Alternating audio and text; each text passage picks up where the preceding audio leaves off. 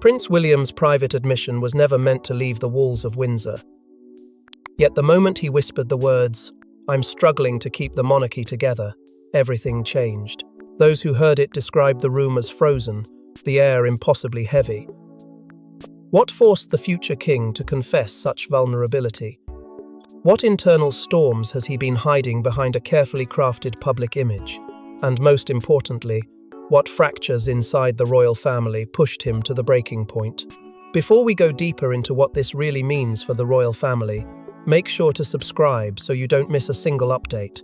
It happened during a confidential strategy meeting, one meant to be routine, just another late evening where advisors gathered around polished tables to manage the monarchy's endless responsibilities. But William entered that room with a tension no one could ignore. His shoulders were tight, his jaw clenched, his silence louder than any command he had ever given.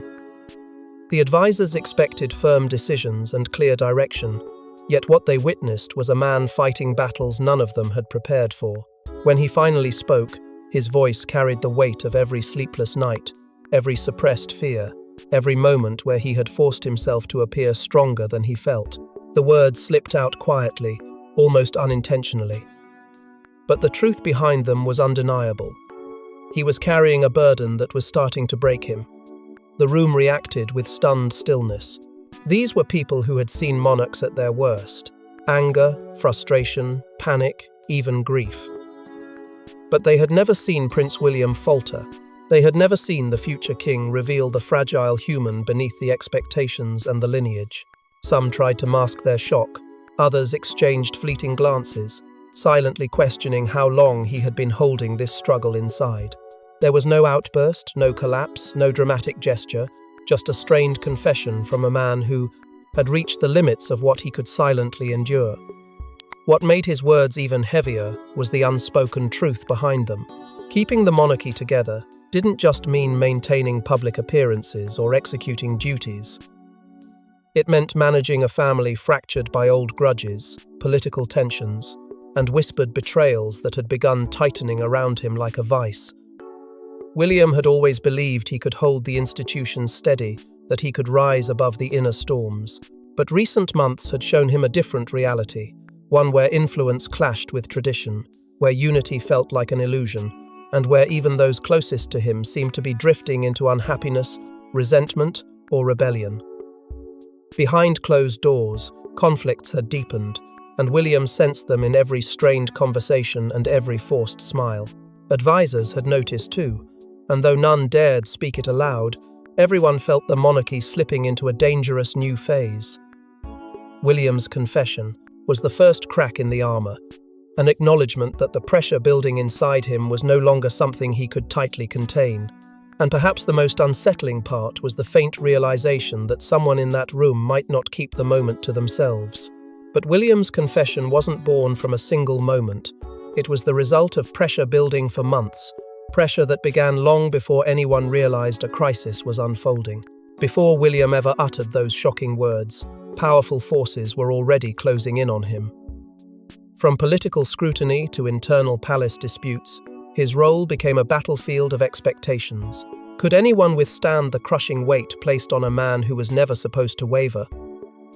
Or was this the moment the crown began to slip, revealing how dangerously thin the line of stability truly was?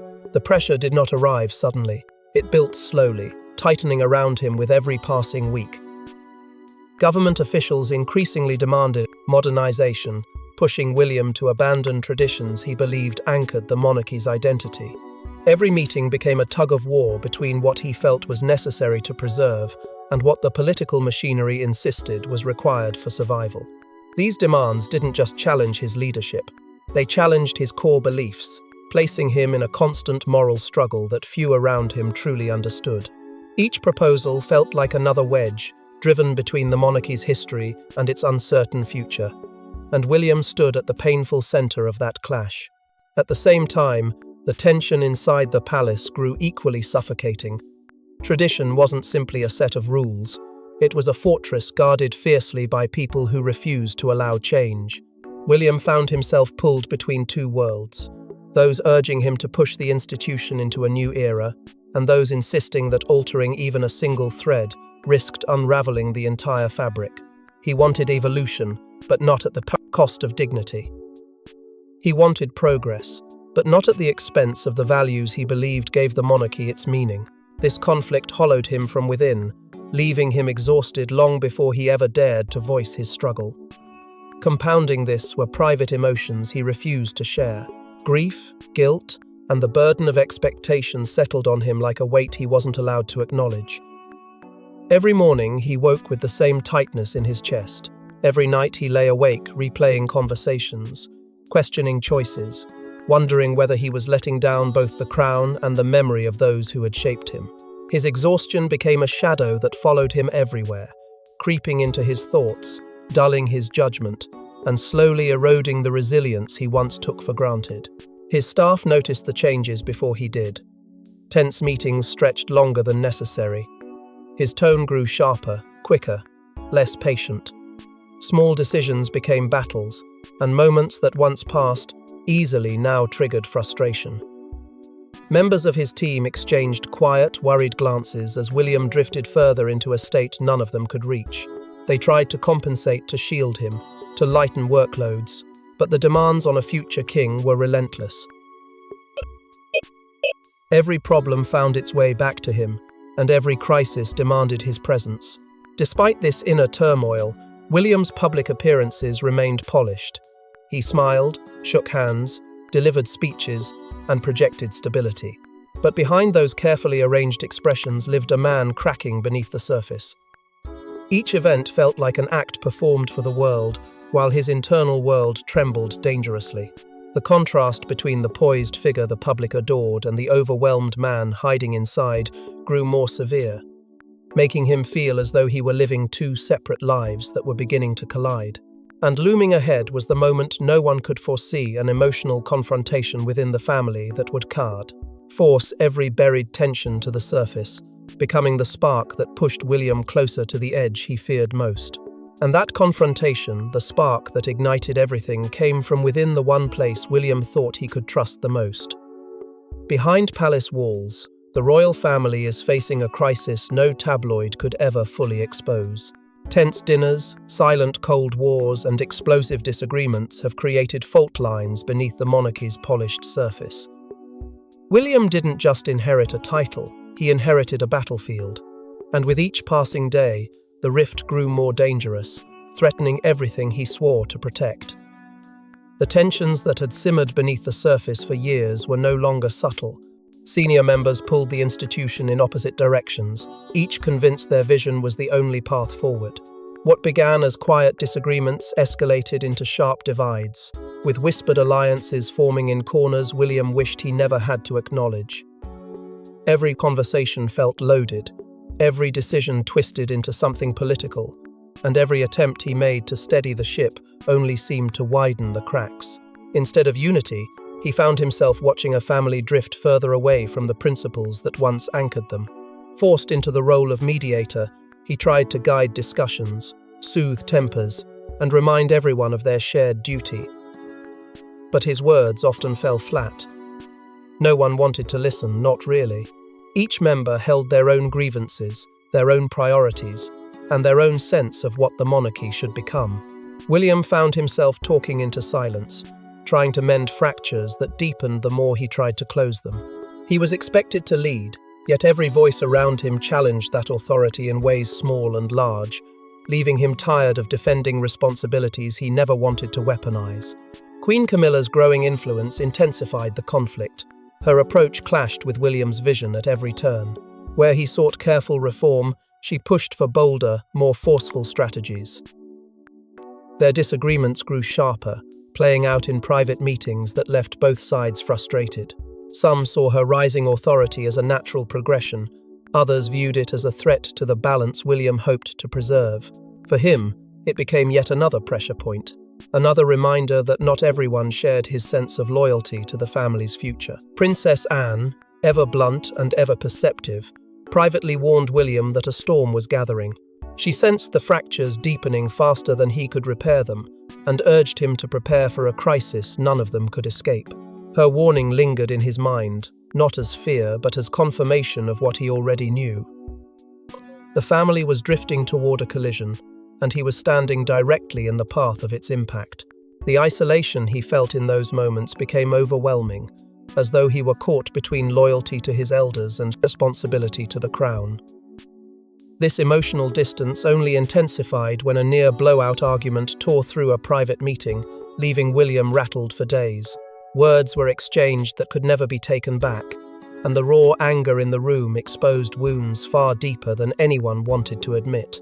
It wasn't just a disagreement, it was a revelation of how unstable things had become, how fragile their unity truly was. William walked away shaken, carrying the weight of knowing that if this rift continued to grow, the monarchy itself could begin to fracture in ways no one could control. Yet even this wasn't the true breaking point. What finally pushed William to confess the truth was far more personal and far more painful. While the monarchy fractured in plain sight, another struggle played out quietly behind closed doors. Catherine's growing fear that William was losing himself. She saw what others couldn't: the sleepless nights, the forced smiles, the way his voice cracked when he thought no one was listening. And when a partner senses collapse coming, their fear becomes a warning the world should never ignore. Catherine had always understood the demands of royal life, but this was different. William's decline wasn't sudden. It unfolded slowly, like a shadow creeping across their days. She noticed it before anyone else: the heaviness in his silence, the distant look in his eyes, the way he carried exhaustion like a weight strapped to his back. When he thought he was hiding it, she saw everything. Every deflected question, every sigh he swallowed, every moment where responsibility pressed down harder than he wanted to admit. She sensed a shift inside him, something brittle and dangerous growing stronger with each passing week. She tried to steady him through gentle moments and quiet reassurance. Late-night talks became their only refuge, those rare times when the world stopped demanding answers and they could speak honestly. She asked him what was wrong, urged him to unburden himself, reminded him that strength did not mean suffering silently. But even during those moments, his words faltered. He carried too much and shared too little, determined to shield her from the storm he barely understood himself. Still, she kept trying soft interventions, subtle gestures, anything that might lighten the load he refused to release. Eventually, the truth slipped through his defenses.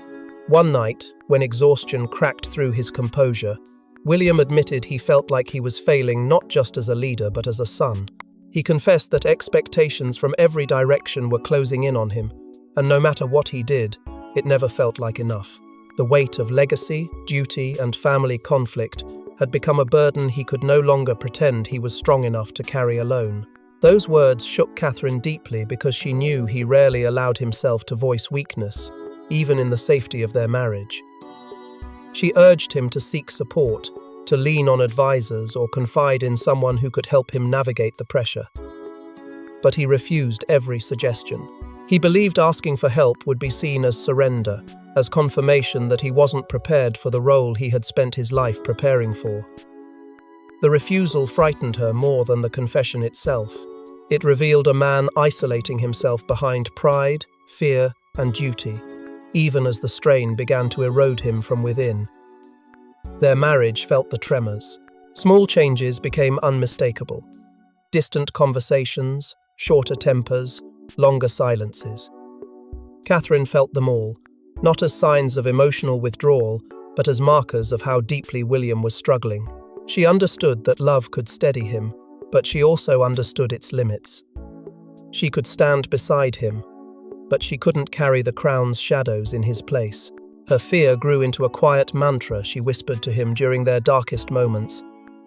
"If you break, they all break." It wasn't a warning.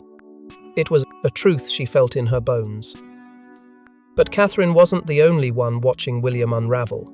Others began to exploit his vulnerability for their own agendas. As William's endurance thinned, palace power players sensed an opportunity. Advisors, courtiers, and senior royals began shifting alliances, redrawing loyalties, and calculating outcomes. A weakened future king meant an opening one that could redefine who truly controlled the monarchy. In this silent war, Every whispered conversation carried consequences. What unfolded behind William's back was nothing short of a quiet power shuffle. Secret meetings were held in offices he wasn't invited to, corridors he rarely walked through, and private residences where agendas were drafted far from his sight. These gatherings weren't accidental, they were deliberate, calculated, designed by people who believed the monarchy needed firmer hands, or at least hands they could more easily influence. While William struggled under the weight of emotional and political strain, others viewed his vulnerability as a rare moment to reshape the hierarchy to their liking. Every conversation he wasn't present for grew sharper in intention, and every decision made without him pushed him further toward the margins of his own destiny. Senior courtiers, the very people meant to guide him through the storm, began questioning his readiness in whispers disguised as concern. They spoke of the pressure overwhelming him, of his hesitation in key discussions, of the emotional exhaustion he could no longer conceal. These murmurs spread quickly, gathering momentum as more individuals found justification to doubt his leadership. What they framed as responsibility was, in truth, a veiled strategy, because if William could be portrayed as unsteady, someone else could step forward with supposed clarity and steadiness. The corridors became a breeding ground for speculation, and with each passing day, the confidence in his authority eroded in subtle but devastating ways. Amid this, a quiet faction began rallying for a different royal voice, one they believed could guide the institution with more assertiveness, more aggression, or simply more familiarity. These individuals weren't bold enough to challenge William directly, but their intentions seeped into decisions, influence, and narratives shaping internal direction. They pushed for greater involvement of alternative royals, argued for shifting responsibilities, and suggested that William take extended time away for his health, masking their ambitions behind a facade of concern. It wasn't rebellion, but it was a recalibration of loyalty that threatened to reshape the monarchy's power structure. And then came the most dangerous development. Someone inside began leaking internal tensions to outside operatives. Small pieces at first, frustrations here, disagreements there, but enough to paint a picture of chaos. These leaks reached ears that knew how to escalate a bold narrative, turning private cracks into public speculation. William didn't know who was behind it, but the consequences were unmistakable. Trust fractured. Conversations became shorter, guarded, strained. He felt watched in rooms that once felt familiar, as if every word he spoke held the risk of becoming tomorrow's whisper in someone else's story. The realization hit him hard when he discovered he was being strategically sidelined. Decisions were made before he entered the room. Proposals were presented as final rather than open for discussion. Meetings were scheduled without him, and later framed as trivial administrative conversations. He was no longer at the center, he was orbiting an agenda crafted by others. And though he tried to push back, every attempt was met with polite resistance, subtle obstruction, or manufactured misunderstandings designed to keep him off balance. It was in these moments that the shape of a coming betrayal began to form, one that would shatter whatever trust he still held in the people around him. He felt it building, rising like a dark wave moving toward him, unavoidable and merciless. Something or someone was preparing to break him completely. And then, the breaking point arrived swift, brutal, and impossible to ignore. It was during a late-night strategy session that everything finally snapped. William, exhausted and surrounded by advisors who questioned his every decision, reached his limit. The weight of family implosion, national expectations, and personal guilt crushed him in one devastating moment. What he said next wasn't planned, and it wasn't meant for the world to hear.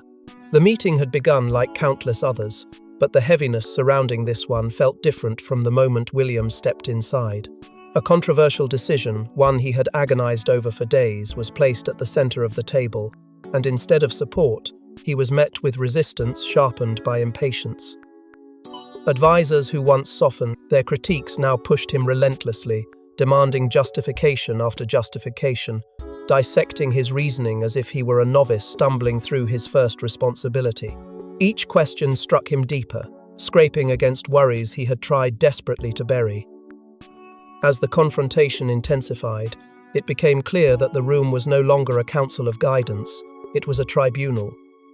His advisors pressed him harder, their voices rising, their frustration no longer hidden. They spoke over him, around him, through him, their tone implying failure where he had fought to hold everything together. The pressure hit him from all directions, echoing the same doubts he had carried in silence. Was he truly capable? Had the burden finally become too much? His heart pounded under the crushing realization that no matter how hard he tried, someone always expected more. Then, something inside him gave way. His emotional walls, built over years of duty, training, and silent endurance, collapsed with no warning. His voice, usually steady and controlled, shook as he tried to respond. He felt the room blur into a haze of tension and disappointment, and for the first time in his adult life, he couldn't hide the truth clawing at his chest. His breath trembled, his resolve cracked, and the words broke out of him before he could pull them back. "I'm struggling to keep the monarchy together." The silence that followed hit harder than the confrontation itself. Every advisor in the room froze, stunned not by anger but by vulnerability, raw, unguarded, painfully human. They had seen frustration, stress, even flashes of fatigue, but they had never seen William open the door to his deepest fear. In that moment, he wasn't a future king or a symbol of continuity. He was a man overwhelmed, burdened, and barely holding on. The confession lingered in the air, impossible to ignore, exposing a truth he had tried to protect from everyone, including himself. But silence didn't guarantee safety. Among those frozen faces sat one individual whose loyalty had already shifted. Their shock quickly hardened into calculation, and as the room struggled to process the confession, this advisor quietly reached for the one tool that could turn vulnerability into opportunity. The leak didn't happen days later. It began that very night, carried through a private message meant for someone outside William's circle.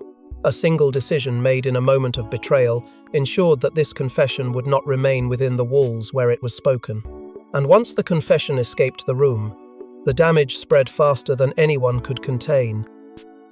Within hours, whispers turned into waves. William's private confession, his most vulnerable moment, began circulating through elite circles, then media pipelines. By the time palace officials realized what had happened, it was too late. The world had already begun asking the one question the monarchy feared most. Is the future king losing control?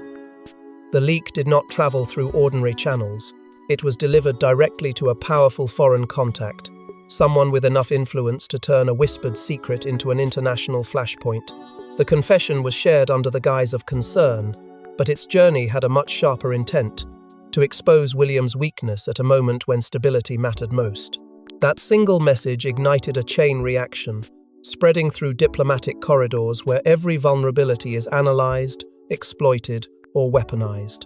By the time the palace sensed something was wrong, the truth was already circulating among people who understood the value of sensitive information far too well. Media outlets caught the scent almost immediately.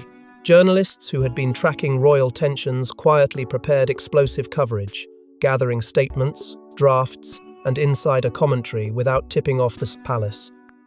They waited like predators, ready for the moment the story could be unleashed with maximum impact. Headlines were crafted, segments recorded, analysis teams briefed. All that remained was confirmation: one more leak, one more whisper, or one more careless word, and the story would break open with devastating force. Even before publication, the anticipation itself was a storm gathering strength. Inside the palace, panic erupted. Damage control teams scrambled, frantically trying to identify the source and contain the fallout. Meetings were held at all hours, directives issued without pause, and every department was thrown into a state of urgent crisis response. But no matter how fast they moved, they were always steps behind. Information had slipped through their fingers, and once outside those walls, they had no power to pull it back. What terrified them most wasn't the confession itself. It was the knowledge that the monarchy's image hinged on a narrative they no longer controlled. William learned of the betrayal in the most devastating way. through a warning whispered by someone who feared what would happen when the world saw him as a man on the verge of breaking. The realization hit him like a blow. The confession he had barely allowed himself to speak had been taken, twisted, and delivered to people who cared nothing for his emotional turmoil. He felt exposed, stripped of dignity, and shaken by the truth that someone he trusted had turned vulnerability into a weapon. It wasn't the public's judgment that hurt, it was the knowledge that this wound came from inside the walls he defended. Catherine stepped in immediately, shielding him as best she could. She saw the devastation on his face, the mixture of anger, hurt, and disbelief that consumed him. She steadied him with the quiet strength she had relied on through every crisis. She reassured him that the world would not see weakness but humanity, and that whatever storm came next, they would face it together. Her presence didn't erase the betrayal, but it gave him the anchor he desperately needed while the palace spun into chaos. Yet even beyond the royal walls, pressure escalated. Global leaders, already uneasy about the monarchy's internal fractures, began expressing concern about the future king's stability. Diplomatic channels buzzed with anxious speculation, questioning whether William could withstand the weight of what was coming. The monarchy's struggles were no longer a family crisis, they had become an international matter, and the world was watching closely. And yet, despite the chaos, one final confrontation would redefine William's entire fate. After days of fallout, William realized he could no longer hide behind silence. The monarchy's future demanded a choice: either let the fractures widen until they destroyed everything, or confront the forces tearing his family apart. But stepping forward came at a cost, forcing him to expose truths even he wasn't ready to face. The storm he had tried so desperately to outrun had finally caught him, and now he stood at the threshold of a reckoning he could no longer postpone. When he confronted the betrayer, the air shifted with a sharpness that neither of them could ignore. William entered the room not as the exhausted, uncertain man he had been in the days before, but as someone who had finally reached the end of his restraint. His words were steady, controlled, but soaked in hurt, as he demanded an explanation. The advisor, cornered, shaken, attempted to justify the leak as a necessary act, claiming the monarchy needed clarity and urgency. But William saw through every excuse. The emotional exchange quickly escalated, exposing the raw betrayal that had poisoned the palace from the inside. With each sentence, William reclaimed a piece of the authority that had been stripped from him, refusing to allow manipulation to masquerade as loyalty. The confrontation cracked open what the palace had tried to keep contained. Internal factions, long concealed behind polite smiles and political niceties, were forced into the open. Advisors who once operated quietly in the background were suddenly thrust into the light, their alliances revealed, and their intentions questioned. The palace could no longer pretend unity existed where division had taken root. William, who had once stood uncertain at the center of it all, now faced the fractured institution with a clarity he didn't have before. He saw who supported him, who resisted him, and who remained dangerously undecided. And though the truth was painful, it finally armed him with the understanding he needed to take back control. Catherine pushed him to act before hesitation crept back into his heart. She reminded him that leadership wasn't about avoiding conflict, but confronting the chaos others allowed to fester. She urged him to reclaim the authority that had always been his, to stop apologizing for the weight he carried, and to show the palace he would not crumble under pressure. Her voice became the steady force that guided him forward, giving him strength not through force, but through belief. She reminded him that the monarchy needed a leader, not a martyr, and that the power to stabilize the institution began with his willingness to rise. And so, William made a decisive move, one that would shift the palace power balance instantly. He dismissed the advisor responsible for the leak, reorganized key roles within his council, and reasserted his authority in a series of firm directives that left the entire institution stunned. The courtiers who had doubted him moments earlier now watched him command the room with a resolve they had forgotten he possessed. His newfound clarity cut through their resistance, reminding them why he was destined to lead. These actions didn't erase the betrayal or heal the wounds left behind, but they sent a message the palace could not ignore. William would no longer be sidelined. The advisors, shaken by the transformation, found themselves reassessing everything they believed about him. The future king they had underestimated had returned with a strength sharpened by suffering. But beneath this resurgence lay a deeper, quieter truth, a recognition that the monarchy had survived this storm only by the thinnest margin. He understood that this victory, however necessary, was temporary, and the fractures exposed were far from healed. William sensed that new conflicts would emerge, new pressures would rise, and new battles would test him in ways he had yet to imagine. The path ahead remained uncertain, shadowed by challenges neither he nor the institution could foresee. And as William looked toward the future, he understood one painful truth. This was only the beginning. Thanks for watching. Please don't forget to like and subscribe, and we will see you in next one.